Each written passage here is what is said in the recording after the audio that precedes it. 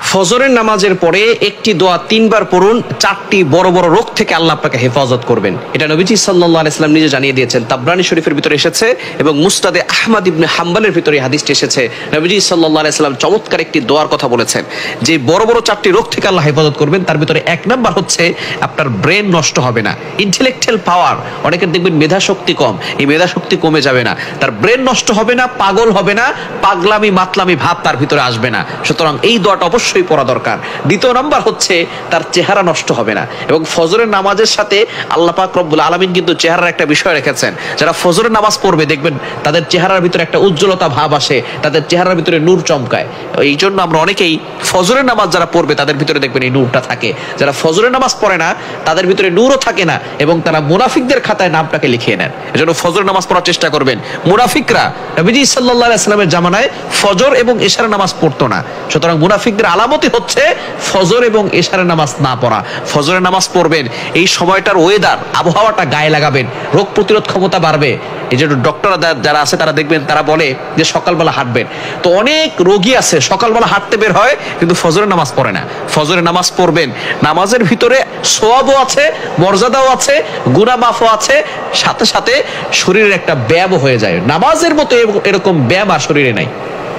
নামাজের মতো এরকম ব্যায়াম অন্য কোনো ব্যায়ামের ভিতরে পাওয়া যায় না। পুরা শরীরের একটা ব্যায়াম হয়ে যায়।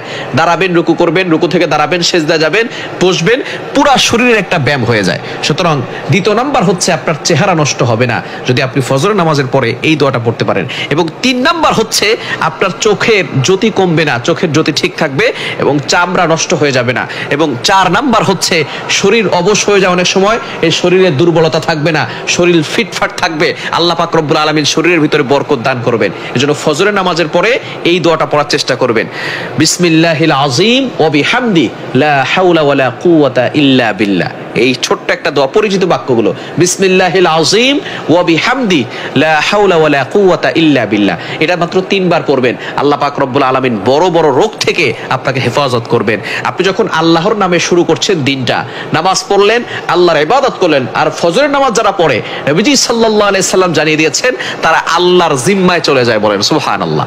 আল্লাহ তাআলা বলছেন ফজরের নামাজ যারা পড়বে তারা পরবর্তী ফজর পর্যন্ত আমি আল্লাহর জিম্মায় থাকে। আর আল্লাহর জিম্মায় যারা থাকবে তাদের কোনো টেনশন থাকবে না, নো চিন্তা ডু ফুর্তি। তারা দুনিয়ার ভিতরে যত কাজ করুক না কেন আল্লাহ পাক রব্বুল আলামিন সকল ধরনের বিপদ থেকে আল্লাহ তাদেরকে হেফাজত করবেন। এজন্য ফজরের নামাজ পড়বেন, নামাজের পরে এই দোয়াটা পড়বেন, বিসমিল্লাহিল আযীম ওয়া বিহামদি লা হাওলা ওয়ালা কুওয়াতা ইল্লা বিল্লাহ। এই দোয়াটা 3 বার পড়বেন। আল্লাহ পাক রব্বুল আলামিন আপনাকে বিপদ আপদ থেকে হেফাজত করবেন, বড় বড় 4টি রোগ থেকে আল্লাহ আপনাকে হেফাজত করবেন। সুতরাং আল্লাহ যদি হেফাজত করেন দুনিয়ার কোনো শক্তি আপনাকে ক্ষতি করতে পারবে না। সুতরাং ইয়াকিনের সাথে বিশ্বাসের সাথে এই দোয়াটা 3 বার পড়বেন ফজরের নামাজের পরে। আল্লাহ তাআলা আমাদের সকলকে আমলটি করার তৌফিক দান করে।